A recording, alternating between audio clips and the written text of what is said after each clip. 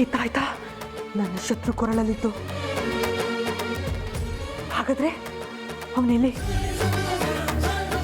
ಎಲ್ಲಿದ್ದಾನೆ ನನ್ನ ಶತ್ರು?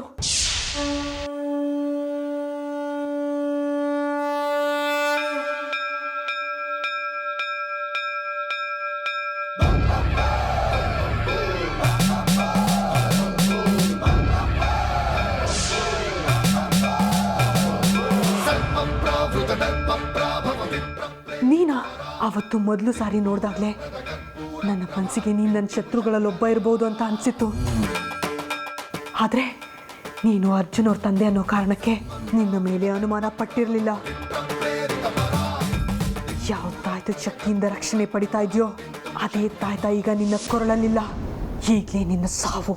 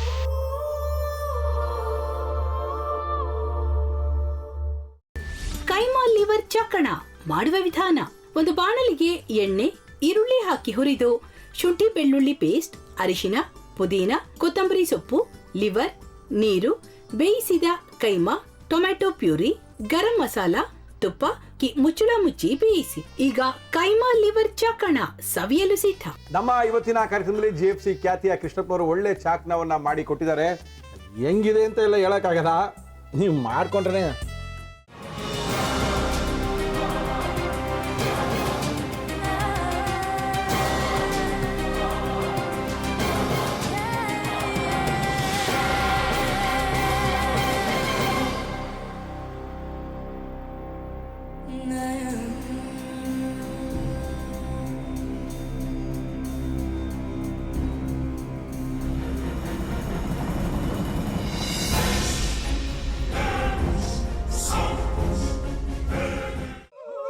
ಎಟ್ಟಿ ತಕೊಳಕ್ ಬಂದವ್ರನ್ನ ಸುಮ್ಮನೆ ಬಿಡಲ್ಲ, ರೂಮ್ ಕರ್ಕೊಂಡೋಗಿ ಸಾಯಿಸ್ಬಿಡ್ತದೆ.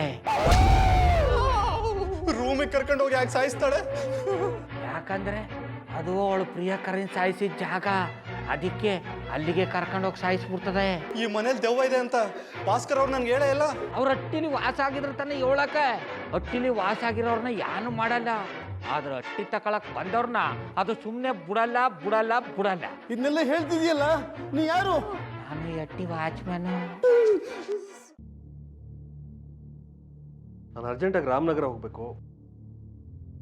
ನೀನು ವೆಹಿಕಲ್ ಕಳಿಸ್ತೀಯಾ? ಅಷ್ಟೇ ತಾನೆ. ಎಷ್ಟು ಗಂಟೆಗೆ ಅಂತ ಹೇಳಿ ಕಳಿಸ್ತೀನಿ.